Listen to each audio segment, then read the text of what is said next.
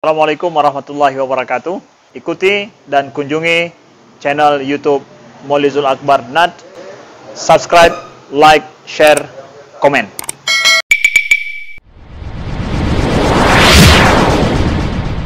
Assalamualaikum warahmatullahi wabarakatuh. Alhamdulillahirabbil alamin.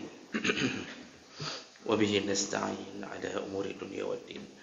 Asyhadu an la ilaha illallah wahdahu la syarika lah wa asyhadu anna Muhammadan 'abduhu wa rasuluhul karim. Allahumma shalli wa sallim ala nabiyyina al-Mustafa Muhammadin wa ala alihi wa ashabihi ajma'in. Amma ba'd. Rabbi shrah li sadri wa yassir li amri wahlul 'uqdatam min lisani yafqahu qawli. Segala puji bagi Allah, kemudian salawat dan salam kepada Rasulullah, pada keluarga dan seluruh sahabat-sahabatnya. Bapak Ibu yang Allah muliakan, di pertemuan yang lalu kita sudah membahas salah satu dosa besar, yaitu menyakiti atau menteror penduduk Madinah, menteror kota Madinah atau penduduk Madinah. Dan itu berdasarkan hadis-hadis Nabi SAW. Kita sambung dosa besar berikutnya, yaitu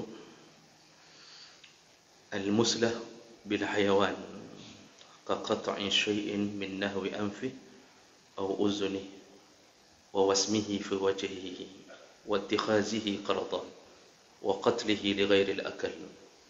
Nah, ini dosa besar ini menyangkut tentang penganiayaan terhadap hewan, yaitu membuat cacat hewan, baik dengan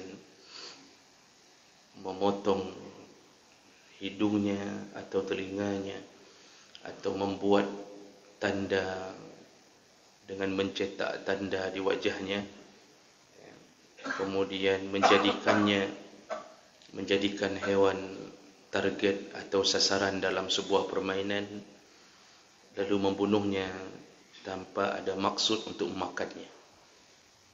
Ini semua ini masuk dalam satu maksud, yaitu menganiaya atau memperlakukan hewan dengan tidak baik. Dan ini bukan dosa kecil, tapi dosa besar.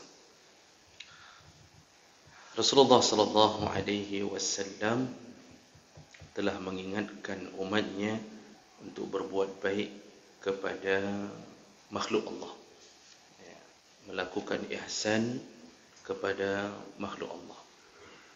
Rasulullah berkata dalam hadis riwayat Muslim, riwayat Bukhari, "Inna Allah kataba al-ihsan ala kulli syai'." Allah Subhanahu wa taala telah menetapkan al-ihsan, kebaikan di atas segala sesuatu. Fa in qataltum fa ahsinul qatlah. Seandainya engkau membunuh hewan atau menyembelih hewan, maka lakukanlah dengan ihsan, lakukanlah dengan baik. Wa iza zabahtum fa ahsinul zabha. Ketika engkau menyembelih, perbagus sembelihanmu. Wal yuhid ahadukum syafratahu. Tajamkan dulu pisaumu, kata Rasulullah. Jadi berbaik-baik dengan hewan di saat mereka disembelih pun, maka tajamkan pisau, kata Rasulullah. Wal yurih zabihatahu, agar hewan tersebut mati dalam keadaan nyaman, tidak tersakiti. Nah, jawab mereka Allah Subhanahu wa taala. Hadis ini menunjukkan bahawa Rasulullah tidak mengizinkan umatnya untuk berbuat buruk kepada hewan, bahkan ketika saat dia disembelih pun. Artinya kita tahu bahawa sembelih itu menyakiti, dan memang Allah menciptakan hewan untuk kebutuhan manusia. Huwallazi khalaqa lakum ma fil ardi jami'a. apapun yang Allah ciptakan di permukaan bumi, lakum, kata Allah, itu semua untukmu wahai Bani Adam. Allah ciptakan pohon, Allah tumbuhkan buah, Allah turunkan hujan, Allah hidupkan binatang, dan mereka bahkan menghidupkan diri sendiri, memperbanyak makan, beranak pinak, dan semua itu dinikmati oleh manusia. Jadi benar-benar kalau kita membahasakan sekarang, binatang itu menghambakan dirinya pada manusia. Mereka yang siang malam mencari makan untuk anaknya, dan anaknya ketika besar dipersembahkan untuk manusia. Jadi cerita birrul walidain pada binatang itu tidak ada. Cerita berbakti kepada orang tua tidak ada. Belum besar pun asal umurnya cukup diambil oleh manusia, disembelih ketika Idul Adha. Marahkah orang tuanya? Berdemokah seluruh lembu? Tidak. Kan mereka tahu mereka diciptakan untuk menghambakan diri pada khalifah Allah yang bernama manusia. Maka tidak cukupkah penghormatan Allah kepada Bani Adam? Maka ketika Allah menyebutkan innahu kana zaluman jahula, manusia itu benar-benar menzalimi dirinya, benar-benar bodoh. Dia diselamatkan oleh Allah, diagung-agungkan kedudukannya sebagai khalifah, dipersembahkan semua fasilitas alam untuknya, tapi dia melawan Allah Subhanahu wa taala. Jadi jemaah maka Allah, jadi hak kita menyembelih hewan. Ikan berenang kita tangkap, kita tusuk dengan kail, lalu kita potong, dia yang menahan rasa kesakitan. Semua binatang ternak ketika disembelih tahu bahawa dirinya akan merasa sakit. Namun apa yang terjadi? Kata Rasulullah, walaupun itu hak manusia untuk menyembelih hewan, tapi perbaguslah sembelihan, sayangilah mereka. Bagaimana caranya? Maka berbuat baiklah ketika menyembelih, kata Rasulullah. Salah satunya tajamkan pisau. Tajamkan pisau, lalu kemudian sembelihlah dengan cepat.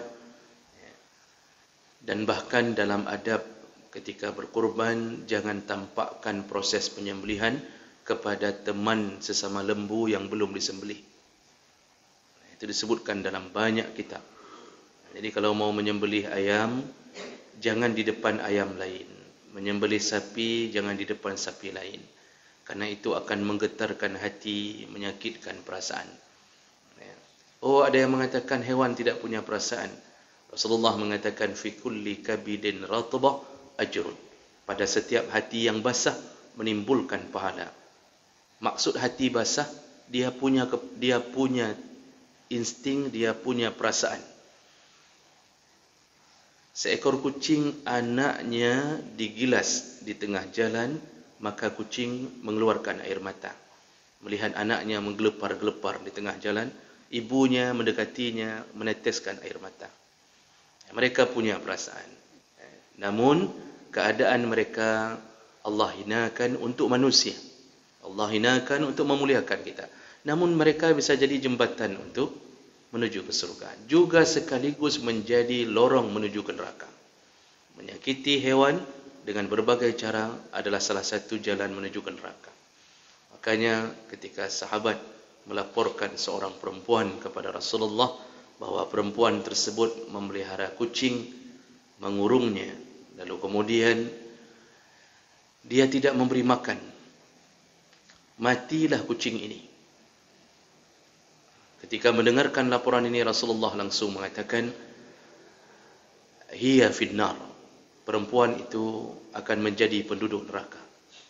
Kata Rasulullah, hanya gara-gara menganiaya kucing yang seharusnya kalau dilepas dia bisa cari makan sendiri, tapi dihalangi untuk mencari makan dengan cara dikurung, baik dikurung dalam sangkarnya, dalam kandangnya, atau dikurung dalam rumah.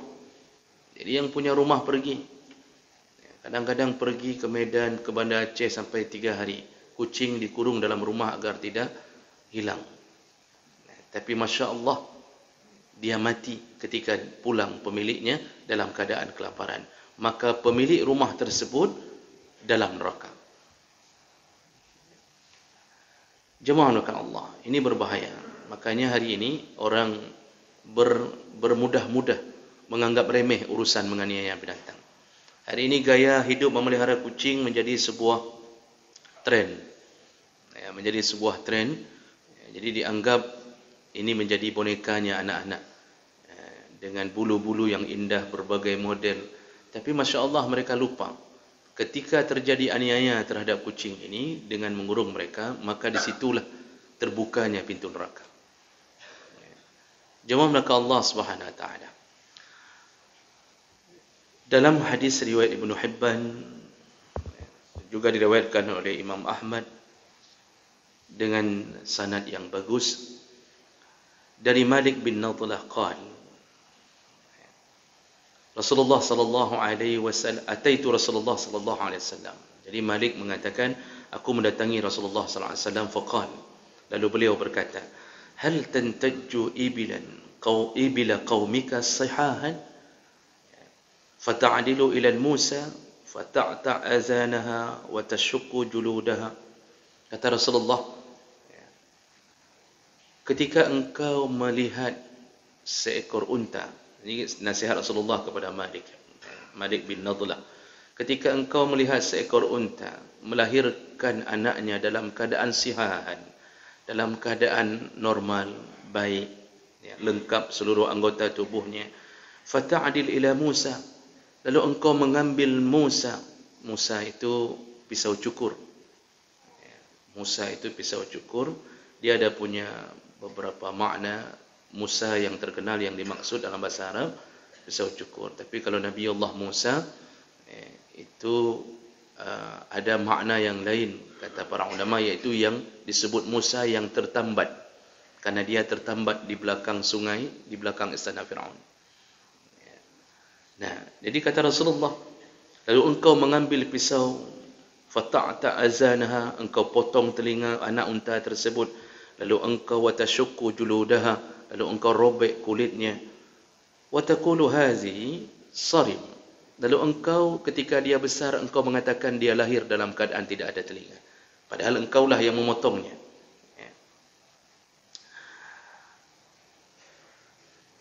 Fatahrimuha alaika wa ala ahlik, lalu engkau mengatakan bahawa ini tidak boleh dimakan oleh dirimu dan keluargamu.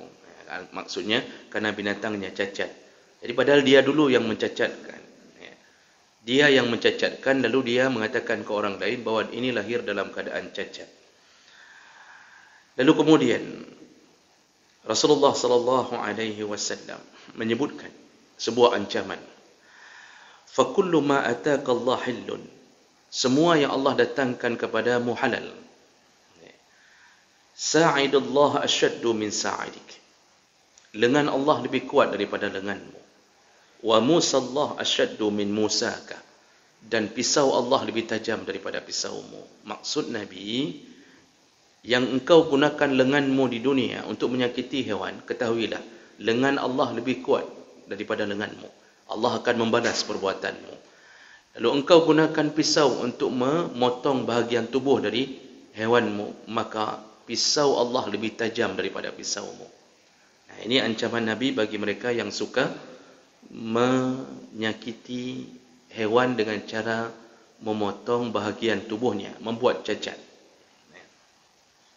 Hadis riwayat Muslim yang lain menyebutkan annahu sallallahu alaihi wasallam marra bihimarin, Rasulullah pada suatu hari melewati seekor himar, seekor keledai. Wasumma fi wajhihi, dan dia melihat himar itu telah dicetak tanda di wajahnya. Jadi kalau kita melihat ada model cetak tanda, itu dulu itu disilet di wajah sebagai tanda bahawa ini milik siapa. Dibuat kode-kode tertentu, lambang tertentu. Tapi dunia moden kemudian memanaskan besi untuk mencetak di kulit binatang. Jadi besi itu ditempel di kulit binatang, itu tidak peduli mau menjerit sekuat mungkin, binatang itu diikat lalu dicetak dengan cara begitu. Rasulullah kemudian berkata ketika melihat ada keledai yang dibuat tanda di wajahnya dengan pisau.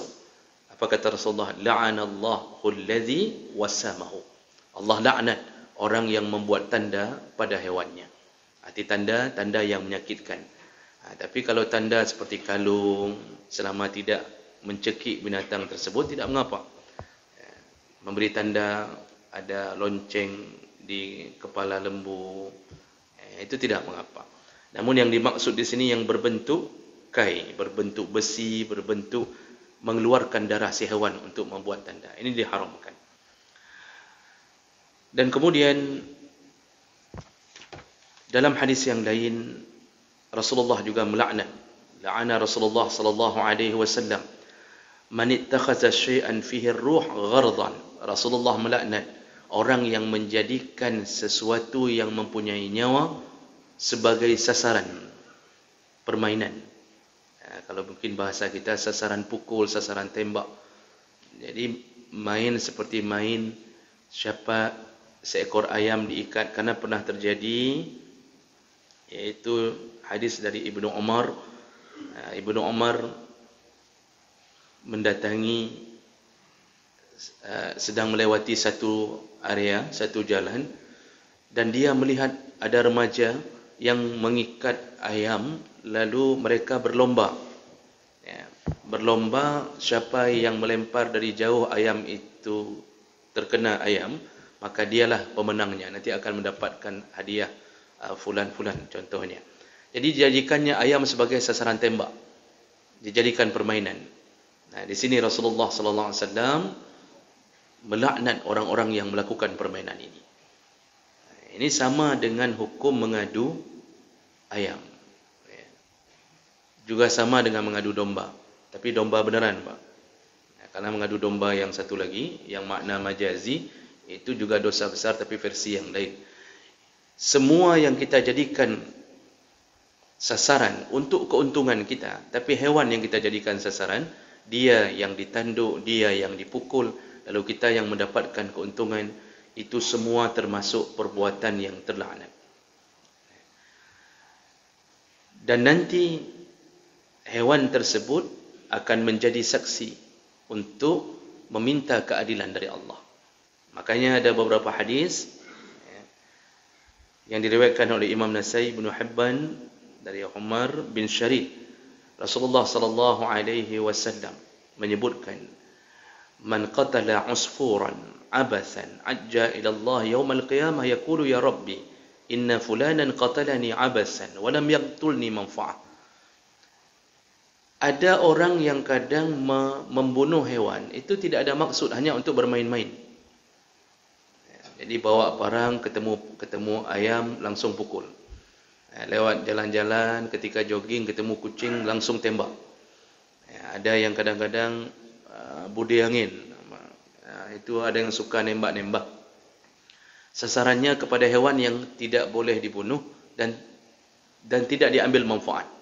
Beda kalau hewan yang disuruh bunuh, seperti ular, kalajengking, cicak, itu memang disuruh bunuh oleh Rasulullah. Cicak itu termasuk hewan paling pengganggu, di mana ada tempat wuduknya manusia, di situ dia bersarang. Tai cicak itu mainnya di atas kesucian manusia.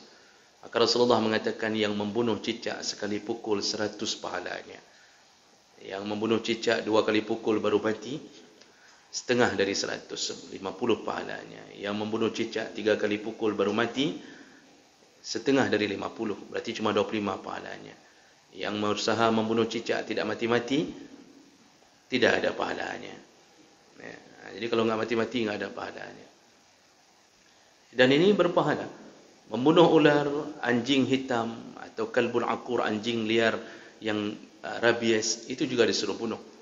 Burung gagak hitam yang berwarna putih di bawah dadanya, itu juga binatang disuruh bunuh. Nah, itu tidak mengapa. Tapi ada orang yang suka-suka membunuh binatang, tidak ada manfaat. Apa kata Rasulullah? Nanti di hari kiamat, orang yang pernah membunuh seekor asfur, asfur itu cicim, burung gereja, abasan, dia hanya membunuh abas, sia-sia, latihan nembak. Latihan nembak, tembak satu, tembak satu. Jadi kalau ditantang oleh kawan ingin melihat siapa yang paling ahli menembak, itu bawa senjata, tembak sana, tembak sini. Lalu kemudian dia mati, tidak dimakan, tidak ada tujuan. Maka nanti ajja ilallah yaumal qiyamah. Burung itu akan menghadap kepada Allah di hari kiamat. Yaqulu, dia berkata, ya Rabbi, wahai Tuhanku, inna fulanan qatalani. Ya Allah, si fulan pernah membunuhku abasan, dalam keadaan sia-sia. Walam yaqtulni manfa'ah. Dia tidak membunuhku untuk mengambil manfaat. Artinya si hewan itu pun tahu bahawa dia dicipta untuk manfaat pada manusia, tapi dibunuh sia-sia. Maka Allah akan menunaikan keadilan terhadap binatang ini. Dalam hadis yang lain, Rasulullah sallallahu alaihi wasallam menyebutkan, ma min insan yaqtulu asfuran fama fawqaha bighairi haqqiha illa sa'alahu Allah azza wa jalla anha yaumal qiyamah. Setiap orang yang membunuh seekor burung tanpa mengambil manfaatnya, artinya suka-suka saja, maka di hari kiamat Allah akan minta pertanggungjawaban dari orang tersebut. Jadi kalau hobi, jangan hobi yang kira-kira masuk neraka. Carilah hobi-hobi yang kira-kira aman. Ini ada nih orang-orang yang tidak tahu mau bawa uang ke mana, itu beli alat-alat senjata lalu berlatih. Latihannya ya bunuh-bunuh hewan. Ini Masya Allah, dia akan bertanggungjawab di hari kiamat. Nah, jemaah menakat Allah Subhanahu Wa Taala. Jadi dari tadi hadis-hadis menyebutkan, dan terlalu banyak hadis lain yang menyebutkan tentang haramnya perbuatan menganiaya, menzalimi, menyia-nyiakan hewan. Ini semuanya diharamkan. Ini menunjukkan kita tidak ada ihsan. Sedangkan Rasulullah pernah mengatakan, irhamu man fil ardi yarhamukum man fis sama. Sayanglah yang ada di muka bumi, maka engkau akan disayang yang di langit. Jadi disuruh sayang yang di muka bumi itu perintah dalam hadis itu bukan hanya sama manusia, juga kepada binatang. Maka hati-hati berurusan dengan binatang yang tidak ada hak kita mengambil darinya, kecuali hak kita mau makan, tidak mengapa. Nah, sekarang kalau kita sedikit kembangkan masalah sebelum kita tutup tausiah singkat ini. Ada mungkin nanti yang bertanya dalam hati, kalau begitu bagaimana hukumnya mengkebiri binatang? Karena ada sterilisasi, dikebiri, kambing dikebiri, kadang-kadang sapi dikebiri, ada kucing peliharaan dikebiri.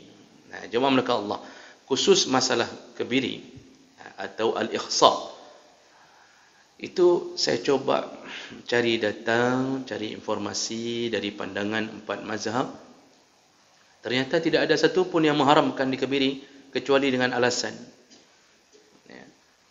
kebiri dibolehkan selama ada manfaat untuk diri dan manfaat untuk si binatang. Jadi antara dua pilihan itu.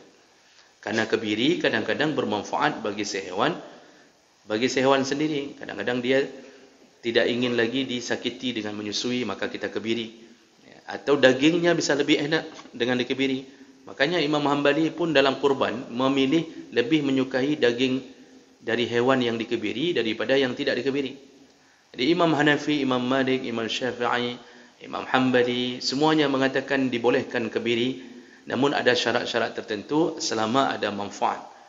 Nah, Imam Syafi'i bahkan menuliskan dalam kitabnya bahawa diwakili oleh Imam Nawawi bahawa kalau binatang yang boleh dimakan, halal dimakan, silahkan dikebiri selama ada manfaat untuk menggemukkan segala macam.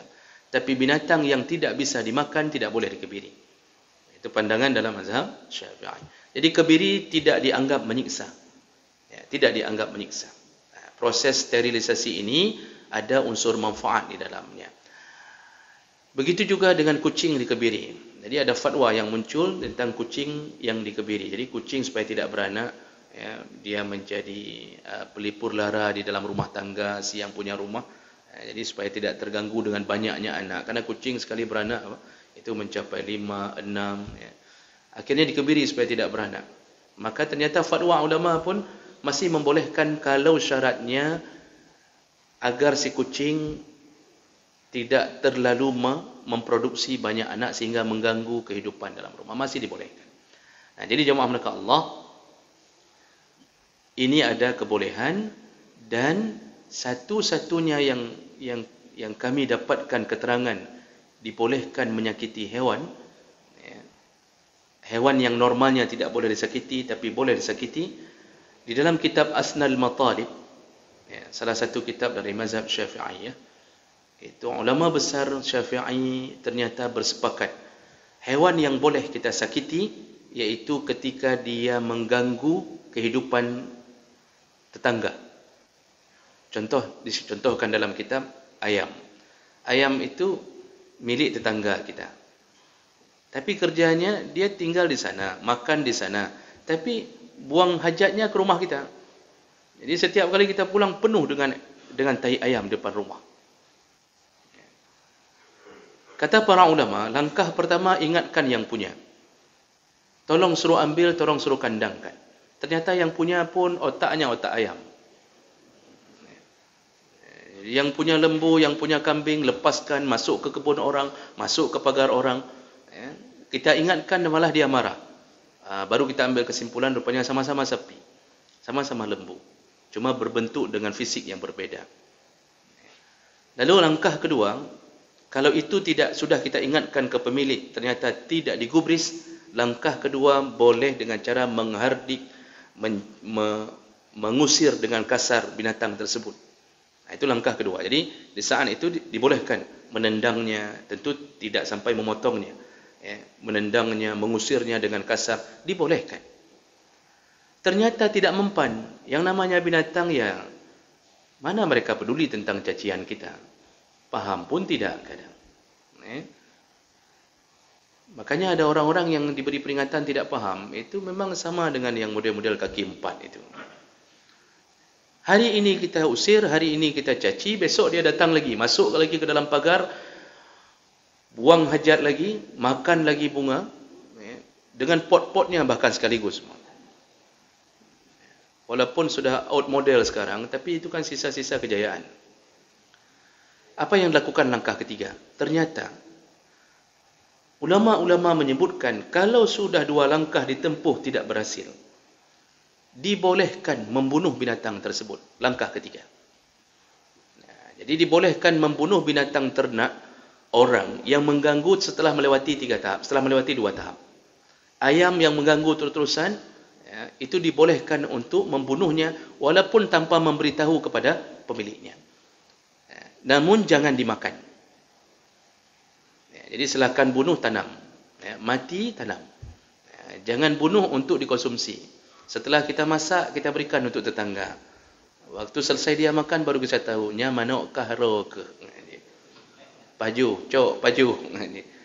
Itu memang pukulan terindah, memang itu pukulan terindah. Tapi tidak boleh dilakukan itu.